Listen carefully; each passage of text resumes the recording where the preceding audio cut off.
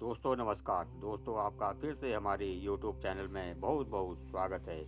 दोस्तों, रामायण में रावण की पत्नी मंदोदरी से आप सभी परिचित होंगे। जी हाँ, वही मंदोदरी जिन्होंने अपने पति रावण को अनेक बार अनैतिक और अधर्मपूर्ण कार्यों को रोकने का प्रयास किया था। कहा जाता है कि रावण की पत्नी मंदोदरी अत्यंत ज्ञानी, विवेकशील और दूरदर्शी स्त्री थी। वे इस युद्ध के परिणाम को भली भांति जानती थी। इस कारण वे प्रारंभ से ही इस युद्ध के विरुद्ध थी। जब रावण द्वारा माता सीता के हरण का समाचार मंदोदरी को प्राप्त हुआ, तब भी उन्होंने रावण को समझाया कि माता सीता को सम्मान पूर्वक भगवान श्री राम को लौटा देना ही उचित है। किंतु अहंकार में डूबे रावण ने मंदोदरी की किसी भी सलाह को स्वीकार नहीं किया और परिणाम स्वरूप लंका का सर्वनाश हुआ। राम रावण का भयंकर युद्ध हुआ, जिसमें रावण का वध हो गया।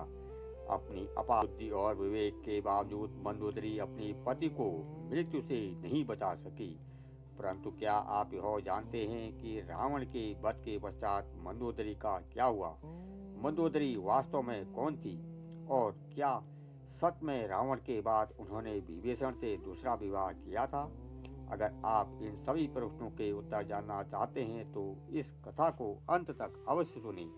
दोस्तों, आगे बढ़ने से पहले नए दर्शकों से निवेदन है कि चैनल को सब्सक्राइब कर बेल आइकन अवश्य दबाएं, ताकि हमारी आने वाली सभी वीडियो की सूचनाएं आपको मिलती रहें। यदि आप यह वीडियो और अन्य चैनल पर देख रहे हैं तो उन्हें फॉलो कर लिया करो। अब कथा प्रारंभ करते हैं। कौन थी मंदोदरी? हिंदू पुराणों में वर्णित एक कथा के अनुसार मधुरा नाम की एक अप्सरा बहू हुआ करती थी, जो भगवान शिव की महान भक्त थी और उससे अत्यंत प्रभावित थी। एक बार वे भगवान शिव से मिलने कैलाश पर्वत पहुंची। उस समय कैलाश पर्वत पर भगवान शिव अकेले थे, क्योंकि माता पार्वती कहीं बाहर कुछ कार्य के लिए गई हुई थी। कथा के अनुसार भगवान शिव को अकेला पाकर अप्सरा मथुरा ने उन्हें लुभाने का प्रयास किया। कुछ समय पश्चात जब देवी पार्वती कैलाश पर्वत पर लौटी तो उन्होंने मथुरा के शरीर पर भगवान शिव के भस्म के चिन्ह देखे। यह देखकर माता पार्वती अत्यंत क्रोधित हो गई और क्रोधावश उन्होंने मथुरा को श्राप दे दिया कि तुम अगले 12 वर्षों तक मेढक के रूप में जीवन व्यतीत करोगी। माता पार्वती के इस श्राप से मथुरा भयभीत हो गई और हाथ जोड़कर उनसे क्षमा याचना करने लगी। तब माता पार्वती ने कहा कि उचित समय आने पर तुम इस श्राप से मुक्त हो जाओगी। और जैसे कि माता पार्वती ने कहा था, उसी क्षण अप्सरा मथुरा मेढक बन गई। इसके बाद वे पृथ्वी लोक पर विचरण करने लगी। मेढक रूप में मथुरा किस प्रकार अपने दिन व्यतीत कर रही थी, तभी एक दिन भयंकर सर्प उन्हें खाने के लिए उनके पीछे पड़ गया। अपने प्राणों की रक्षा के लिए मेढक बनी मथुरा भागती हुई सप्त ऋषियों के आश्रम में जा पहुंची। उस समय ऋषियों ने खीर बनाने के लिए एक बड़ा बर्तन लकड़ी के चूल्हे पर चढ़ा रखा था। सर्प से बचने के लिए मेढक मथुरा छलांग लगाकर उसी खीर के बर्तन में जा बैठी। सर्प भी उसका पीछा करते हुए बर्तन में चढ़ गया और दूसरी ओर जाने का प्रयास करने लगा, किंतु दुर्भाग्यवश वह फिसलकर खीर के बर्तन में गिर पड़ा। खीर अत्यंत गर्म होने के कारण सर्प वहीं जलकर मर गया। अब मेढक बनी मथुरा को यह चिंता सताने लगी कि जब ऋषिगण आएंगे तो यदि वे इस खीर का सेवन करेंगे तो विषैला सर्प के कारण उनकी मृत्यु हो सकती है। मथुरा नहीं चाहती थी कि उनके कारण सप्त ऋषियों की जान जाए। इसी कारण वे वहीं बैठकर ऋषियों की प्रतीक्षा करने लगी। जैसे ही ऋषिगण वहां पहुंचे, मथुरा ने उनके सामने ही खीर के बर्तन में छलांग लगा दी। ऋषियों ने मेढक को खीर में कूदते हुए देख लिया और यह समझ गए कि अब यह खीर खाने योग्य नहीं रही। उन्होंने खीर को वहीं त्याग दिया। खीर हटाने पर उन्होंने देखा कि बर्तन में मेढक के अतिरिक्त एक मरा हुआ सर्प भी पड़ा है। यह देखकर सभी ऋषि समझ गए कि इस मेढक ने उनकी प्राण रक्षा के लिए अपने जीवन का बलिदान दिया है। मेढक की इस महान भावना से प्रसन्न होकर ऋषियों ने अपनी तपो शक्ति से उन्हें पुनः जीवित कर दिया और उसे एक सुंदर कन्या का रूप प्रदान किया। इस प्रकार मथुरा एक अत्यंत रूपवती कन्या बन गई। लोक लाज और सामाजिक मर्यादा के कारण ऋषियों ने उस कन्या को अपने साथ नहीं रखा। उन्होंने ऋषि कश्यप के पुत्र मायासुर को बुलाकर उस कन्या को उन्हें सौंप दिया। मायासुर और उसकी पत्नी हेमा ने उस कन्या को अपनी पुत्री के रूप में स्वीकार किया और उसका नाम मंदोदरी रखा। मंदोदरी के पिता मायासुर राक्षसों के महान शिल्पकार और विश्वकर्मा समान माने जाते थे। उन्हें ब्रह्मा जी से यह विशेष वरदान प्राप्त था कि कहीं भी सुंदर भवन और नगर का निर्माण कर सकते थे। इसी वरदान के प्रभाव से मायासुर ने अपनी पत्नी हेमा के लिए मंडोर नामक अत्यंत सुंदर नगर का निर्माण किया, जो वर्तमान समय में राजस्थान के जोधपुर में स्थित है। कथा के अनुसार एक बार रावण मायासुर से मिलने मंडोर पहुंचा। उसी समय उनकी दृष्टि मंदोदरी पर पड़ी।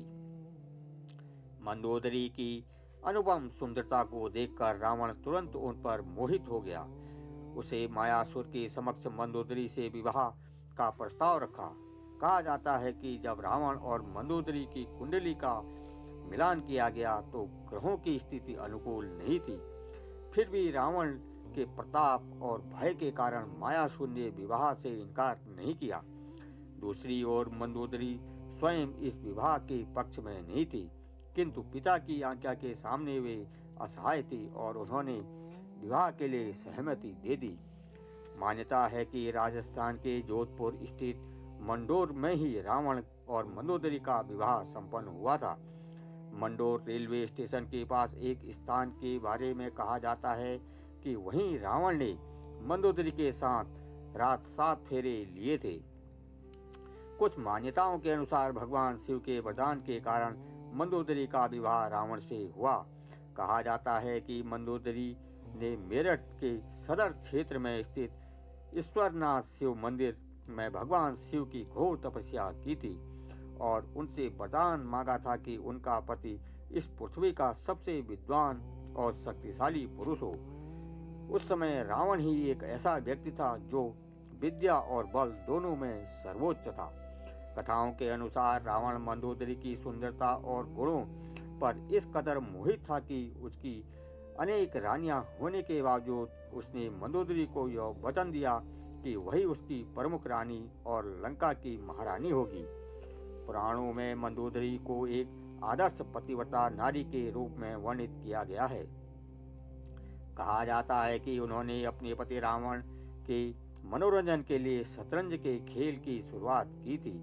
रावण के विवाह के पश्चात मंदोदरी को मेघनाथ, इंद्रजीत और अक्षय कुमार नामक 2 पुत्र प्राप्त हुए।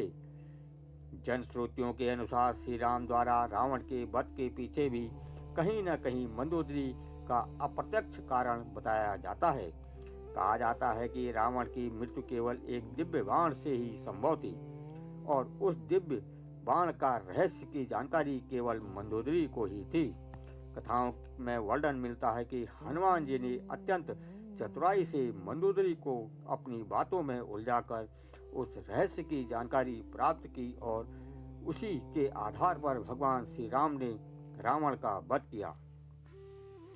मंदोदरी अपनी पति के सभी कर्मों से भली भांति परिचित थी। वे सदैव रावण को अधर्म का मार्ग त्याग कर सत्य और धर्म की शरण में जाने की सलाह देती थी, किंतु अपनी शक्ति और अहंकार में डूबा रावण कभी भी मंदोदरी की बातों को गंभीरता से नहीं ले सका और उसका परिणाम सर्वविदित है।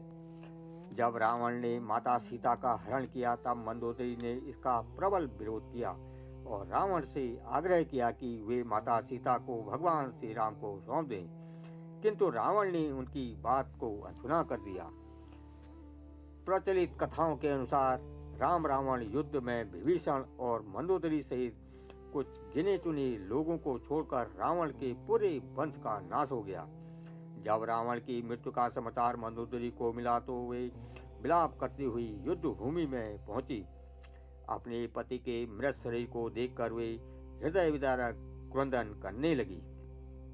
कहा जाता है कि उस समय युद्ध भूमि में मंदोदरी की दृष्टि श्री राम से भी मिली। मंदोदरी का ऐसा करुण विलाप देखकर भगवान श्री राम का हृदय भी द्रवित हो उठा। लंका के उज्जवल भविष्य के लिए भगवान श्री राम ने विभीषण को लंका का राजा नियुक्त किया और मंदोदरी के समक्ष विभीषण से विवाह का प्रस्ताव रखा। उस समय मंदोदरी ने इस विषय में कोई उत्तर नहीं दिया। इसके पश्चात भगवान श्री राम माता सीता और लक्ष्मण के साथ अयोध्या लौट गए। कुछ समय तक मंदोदरी रावण के वियोग में लंका के महल के एक कक्ष में स्वयं को बंद रखती थी। लंबे समय बाद वे बाहर आई और कुछ कथाओं के अनुसार उन्होंने विभीषण से विवाह कर लिया।